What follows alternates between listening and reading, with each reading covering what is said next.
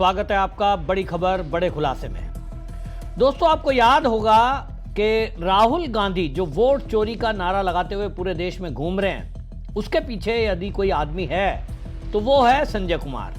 संजय कुमार जो सीएसडीएस के को डायरेक्टर हैं, वो सीएसडीएस जो डाटा इकट्ठा करती है, चुनाव का विश्लेषण करती है, और ये चुनाव विश्लेषण करने वाला व्यक्ति संजय कुमार, आप देखिए कि किस तरह से फर्जी डाटा शेयर करता है। और अगले दिन जब इसकी पोल खुलती है तो सार्वजनिक रूप से माफी मांगते हुए उस अपने डाटा को डिलीट कर देता है। लेकिन तब तक कांग्रेस का पूरा इकोसिस्टम एक्टिव होता है और इसी के डाटा को उठाकर राहुल गांधी ने प्रेस कॉन्फ्रेंस की।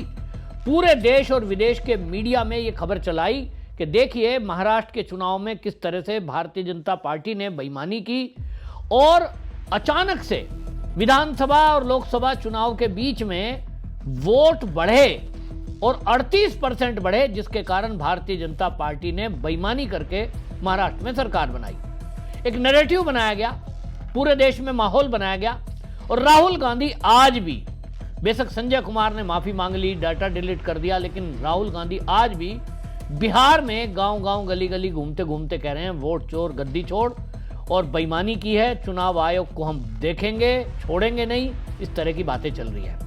इस मामले में 2 एफआईआर महाराष्ट्र के अंदर कराई गई और 2 एफआईआर इस संजय कुमार के खिलाफ कराई गई कि भाई ये जो फर्जी डाटा है, जिसमें लोक नीति का, सीएसडीएस का ये जो को डायरेक्टर है संजय कुमार, ये महाराष्ट्र पुलिस के द्वारा 2 एफआईआर कराई गई और इसमें आप देखिए डेटा मिसलीडिंग करने का आरोप लगा।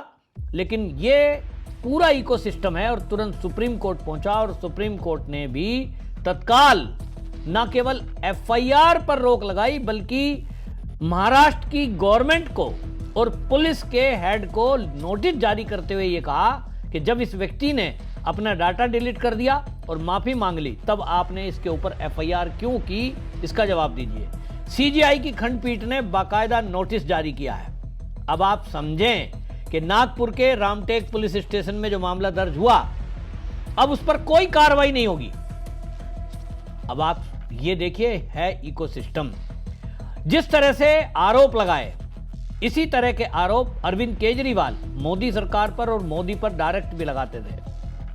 और ये एक ट्रेंड चल गया कि आप कुछ भी झूठ बोलो, और झूठ बोलने के बाद अगर मामला कोर्ट में चले भी तो राहुल गांधी खुद भी, आरएसएस वालों ने गांधी की हत्या की, ये बहुत दिन तक बोलते रहे। मामला कोर्ट में पहुंचा तो पहली बात तो ये बड़े आदमी हैं, बड़े बड़े वकील खड़े करते हैं, कोर्ट में इनको सजा ऐसे ही नहीं होती है। लेकिन जब कभी भूल भी गई तो ये सॉरी बोल करके निकल लेते हैं। मतलब पूरे दुनिया में आरएसएस को बदनाम किया ये कहकर कि नाथूराम गोडसे आरएसएस का आदमी था, गांधी की हत्या के पीछे आरएसएस था।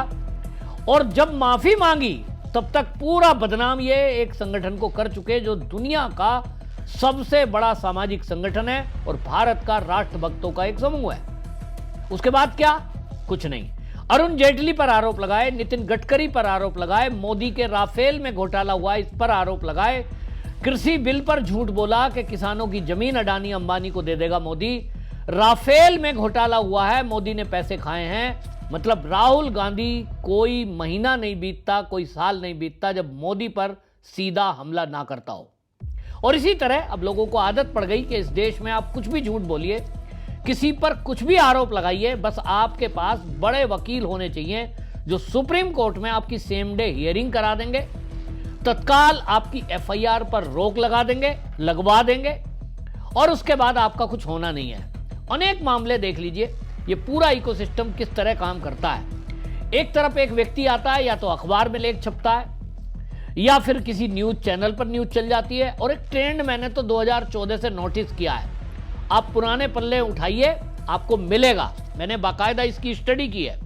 2014 में मोदी सरकार बनी तो एक ट्रेंड इन लोगों ने सेट कर दिया कि जैसे ही संसद का सत्र शुरू होना होगा, चाहे वो मानसून सत्र हो, चाहे वो बजट सत्र हो, फिर चाहे वो शीतकालीन सत्र हो, इन्होंने तय कर रखा था कि मोदी का जैसे ही संसद में सत्र शुरू होगा, जस्ट उसके 2 से 3 दिन पहले विदेश के, अमेरिका के अखबार में छप रहा है, चीन के अखबार में कोई खबर छप रही है, और ये उसको लेकर के संसद में हंगामा करेंगे। संसद चलने नहीं देनी है, देश का करोड़ों रुपए बर्बाद होना है, दूसरी तरफ मोदी सरकार को काम नहीं करने देना है, और उस मामले में निकलना कुछ नहीं है।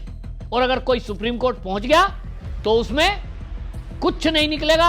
हां भाई ठीक है, क्लीन चिट हो गई, लोग भूल जाते हैं। ठीक इसी तरह ये संजय कुमार एक डाटा लेकर आते हैं, भले ही इन्होंने माफी मांग ली, डाटा डिलीट कर दिया, और सुप्रीम कोर्ट ने इनको माफ भी कर दिया, एफआईआर पर रोक लगा दी गई है। लेकिन सवाल यह है कि अगर इसी डेटा को लेकर, आज तो राहुल गांधी मोदी पर प्रहार कर रहे हैं, चुनाव आयोग को अभी भी चोर बोल रहे हैं, राहुल गांधी का क्या होगा? कुछ नहीं होगा। संजय कुमार जैसा व्यक्ति जो एक संस्था का डेटा का कोई को डायरेक्टर है संस्था का, आप सोचिए कि राहुल गांधी तो कई गुना बड़ा आदमी है। क्या होगा अभी बता देता हूं। अगर कोई राहुल गांधी पे एफआईआर करा दे, लोग कह रहे हैं कि चुनाव आयोग ने अल्टीमेटम दिया था भाई 7 दिन का राहुल गांधी को, वो 7 दिन तो पूरे हो गए, चुनाव आयोग एफआईआर नहीं कराएगा, क्योंकि कराएगा तो राहुल गांधी का जवाब क्या होगा मैं बता देता हूं। उसका वकील पहली तारीख में दलील रखेगा कि साहब राहुल गांधी जी ने जो दलीलें रखी, प्रेस कॉन्फ्रेंस में जो बात कही थी कि महाराष्ट्र में चोरी हुई है वोटों की, वो तो संजय कुमार के डाटा के आधार पर कही थी, राहुल गांधी की गलती थोड़ा ही है। और संजय कुमार कह रहे हैं साहब गलती से हो गया, एक्सेल सीट में एक लाइन ऊपर नीचे हो गई, जिसके कारण जो 38% में अंतर बता रहा था वोटों का, वो तो साहब मात्र 5% था। मैं गलत था, सॉरी।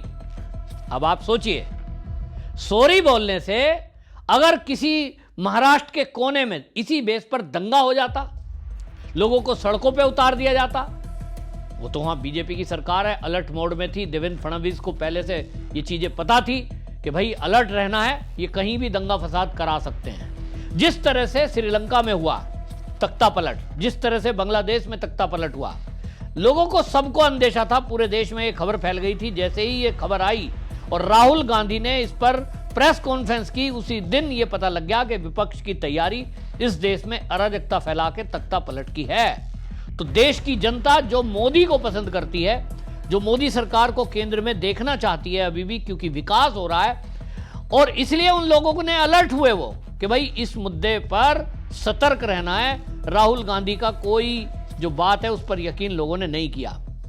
लेकिन आप सोचें कि जिस तरह से राहुल गांधी ये पूरा देश एक्टिव करता है, और आज भी बिहार के अंदर जो हो रहा है, मेरे पास सूत्रों के हवाले से खबर है कि जो बिहार में भीड़ आप राहुल गांधी की रैली में देख रहे हैं, जो पीछे चल रहे हैं, मैं सूत्रों के हवाले से कह रहा हूं। लोग कह रहे हैं कि पैसे दिए गए, लेकिन मैं इसको नहीं कहता हूं क्योंकि मेरे पास कोई सबूत नहीं है, एजेंसियां जांच करेंगी। लेकिन इतनी मेरे पास पुख्ता जानकारी है कि उत्तर प्रदेश के मुसलमान भारी संख्या में, छोटे छोटे जो राजनीतिक दल हैं, उन मुसलमानों से, मौलानाओं से, मौलवियों से संपर्क करके और बिहार में रहने खाने सब ठहरने का व्यवस्था की गई है। उत्तर प्रदेश से बुलाए गए हैं लोग, उधर पश्चिम बंगाल के मुसलमान बुलाए गए हैं, और बड़ी संख्या में वहां जो बांग्लादेशी हैं वो कलावा बांधकर, गले में माला डालकर, गमछा भगवा पहनकर ये दिखाने की कोशिश में है कि हिंदू भी बड़ी संख्या में राहुल गांधी की रैली में बिहार में साथ घूम रहे हैं। जबकि आपको बता दूं कि वहां 30% आरजेडी के जो यादव कम्युनिटी के लोग हैं वो हैं 30% यादव, 70% यादव नहीं है सड़क पर, और 70% जो उसमें है वो है मुस्लिम कम्युनिटी। उनको दिखाई दे रहा है कि राहुल गांधी ही एक नेता है जिसने कभी पाकिस्तान बनवाया था उनके पूर्वजों ने, और उन्होंने ही वक्फ बोर्ड बनवाया, उन्होंने ही मुस्लिम पर्सनल लॉ बोर्ड बनवाया, यानी कांग्रेस ने। यही नेता है जो राज्यों का समूह बताता है भारत को, यही नेता है जो देश में हमारा गजवाए हिंद है उस सपने को पूरा कर सकता है। राहुल गांधी से उन्हें उम्मीद है, और इसलिए राहुल गांधी के वो साथ लगे हैं। और इसलिए फर्जी डाटा पर माफी मांग चुके सीएसडीएस के डायरेक्टर वो तो बच गए। भाई सुप्रीम कोर्ट में सीजीआई की खंडपीठ यदि आपको यह कह दे कि कोई अधिकार नहीं है एफआईआर करने का, आपने करी कैसे, डांट और लगा रही है कि साहब माफी मांग ली बंदे ने, अरे भाई गलती हो जाती है बच्चों से, तो आपसे माफी मांग ली, फिर उसके बाद बात खत्म करो, आपने एफआईआर कैसे करी, ये हो रहा है। लेकिन आपको बता दूं, अमित मालवीय भारतीय जनता पार्टी के आईटी सेल के प्रमुख हैं। उन्होंने जब इस सीएसडीएस पर ये एक्स पर पोस्ट किया था, उन्होंने इसकी माफीनामे की स्क्रीनशॉट और जो इसने डाटा पेश किया था वो उसको डालते हुए कहा था, ये संस्था जिसके आंकड़ों पर भरोसा कर राहुल गांधी ने महाराष्ट्र में मतदाताओं को बदनाम किया, अब खुद मान चुका है कि इसके आंकड़े गलत थे, न सिर्फ महाराष्ट्र पर बल्कि एसआईआर पर भी। तो अब राहुल गांधी और कांग्रेस की क्या स्थिति है, इतने बेशर्मी से निर्वाचन आयोग को निशाना बताना और यहां तक कि असली मतदाताओं को भी नकली कह दिया, ये शर्मनाक है। राहुल गांधी को तुरंत बिहार में अपनी घुसपैठिया बचाओ यात्रा को छोड़कर भारत की जनता से अपनी गैर जिम्मेदाराना और प्रतिभागी राजनीति के लिए बिना शर्त माफी मांगनी चाहिए। ये अमित मालवीय ने पोस्ट किया और अमित मालवीय ने ये 19 अगस्त को पोस्ट किया था एक्स अकाउंट से। और अब आप देख लीजिए, 6 दिन बीतने के बाद भी क्या राहुल गांधी ने माफी मांगी? उत्तर है नहीं। क्या मांगेगा? उत्तर है नहीं, बिल्कुल नहीं मांगेगा। उनको पता है कि पहली बात तो कोई पंगा लेगा नहीं हमसे, और अगर लेगा तो हमारे पास बड़े बड़े वकील हैं, सुप्रीम कोर्ट में हम ले जाएंगे और कहेंगे देखिए जी, हमने तो फला अखबार में पढ़ा था, हमने तो फला चैनल पे पढ़ा था। और यही इनका इकोसिस्टम है कि किसी न्यूज चैनल पर न्यूज चलवाएंगे, किसी अखबार में कोई खबर चलवाएंगे, फिर कोई ऐसा ही एनजीओ आ जाएगा और वो डाटा पेश करेगा। और जैसा मैं कह रहा था, 2014 से लेके आज 11 साल मोदी सरकार को हो गए, आप पन्ने पलटिए, मैं दावे के साथ कहता हूं, मोदी का कोई सत्र संसद का ऐसा नहीं गया जहां इन्हों के पास कोई एक फर्जी बहाना ना हो और इन्होंने संसद को चलने दिया हो। अभी देख रहे हो ना, एसआईआर में लोगों के नाम काटे जा रहे हैं, लोगों को मरा बता दिया। अरे भाई, 65 लाख नाम कटे तो चुनाव आयोग ने 1 महीना दिया कि किसके नाम कटे, आप आपत्ति लाइए। मात्र 3 आपत्ति दी गई, यानी पूरी तरह से एक षड्यंत्र। संसद नहीं चलने दी। आप सोचिए, देश के लोगों का करोड़ों रुपया बर्बाद, और देश की संसद में काम करने के लिए सांसदों को भेजते हैं, काम नहीं हुआ। एक बार राफेल में चोरी, एक बार अडानी की को सारी जमीन दे दी, ये किसान बिल विरोधी, फिर सीए का नाम, धारा 370, नोटबंदी पर संसद नहीं चलने देंगे, कह दिया साहब देश बर्बाद हो जाएगा। और एक बार आपने सुना होगा कि वो कह दिया साहब, जो है एक रिपोर्ट आई है हिडनबर्ग की, उसने कह दिया कि साहब अडानी ने तो पूरा देश का पैसा ले लिया। और आप देखिए कि किस तरह की बातें कही गई कि एसबीआई बैंक डूब गया, एलआईसी डूब गई। क्या डूब गई है? नहीं। लेकिन राहुल गांधी को क्या कोई पूछ रहा है कि भाई आपने एक झूठ फैलाया था कि एलआईसी डूब गई, पूरा पैसा अडानी को दे दिया और एसबीआई कंगाल हो जाएगा, अराजकता पैदा कर दी। आप सोचिए, लोग भागे बैंकों की तरफ कि अपना पैसा निकालो, ये बैंक तो डूब गया। पूरी कोशिश हर बार राहुल गांधी की तरफ से झूठ फैलाकर अराजकता फैलाने की जा रही है। इस देश में कोई ऐसा कानून नहीं है कि इस पर कोई कानून हो कि यदि फेक न्यूज फैलाने पर अपराध है, मैं और आप, यदि आम आदमी एक सोशल मीडिया पर एक पोस्ट लिख दो, आप फेसबुक, एक्स या ट्विटर पर कहीं भी लिख दो, आप लिख के देखो जरा, आपके ऊपर एफआईआर तुरंत होगी, तुरंत गिरफ्तारी हो जाएगी, कर्नाटक से पकड़ने के लिए पुलिस आ जाएगी आपको, चाहे आप दिल्ली रहते हो या बिहार। और आप गया ना, मनीष कश्यप बिहार से पकड़ के ले गए, उसको लगा दिया उस पर कौन कौन सी धारा राजद्रोह की, और कितने दिन में उसकी जमानत हुई।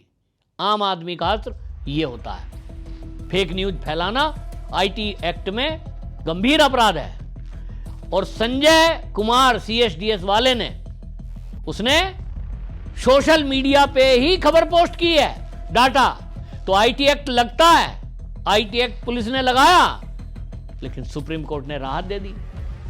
बड़े आदमी है भाई, कोई आवाज भी नहीं उठा सकता सुप्रीम कोर्ट के फैसले पर, तो उठाएगा तो उसे उठा देगी सुप्रीम कोर्ट। लेकिन जनता गुस्से में है और जनता सब देख रही है। मैं आपसे पूछना चाहता हूं, आपकी इस मुद्दे पर क्या राय है? क्या ये पूरा इकोसिस्टम जिस तरह से एक झूठ को फैलाकर देश विरोधी अभियान चलाता है, इसका क्या आपके हिसाब से क्या होना चाहिए? क्या असर इसमें कुछ होगा? आगे कोई सरकार कानून बनाएगी? जरूर आप कमेंट में लिख के वीडियो को शेयर करें, ताकि गवर्नमेंट तक ये बात पहुंचे कि देश की जनता की राय इस बारे में क्या है। और मोदी जी को मैं कहना चाहता हूं, और आप में से कोई अगर बीजेपी के नेताओं से लिंक है, उस तक ये वीडियो भेजिए कि भाई कानून बदलो। आईटी एक्ट पर झूठ बोलने के लिए आप जेल में भेजते हो, 7 साल की सजा है। तो फिर राहुल गांधी जैसा लोग अगर सरेआम झूठ बोल रहा है, अगर बोल रहा है, क्योंकि अगर है ना, क्या पता सच हो, तो अगर वो बोल रहा है, कोर्ट में केस करो, उठा के जेल में डालने का कानून बनाओ, वरना किसी भी दिन इस देश में बांग्लादेश जैसे हालात बनते देर नहीं लगेगी। वंदे मातरम।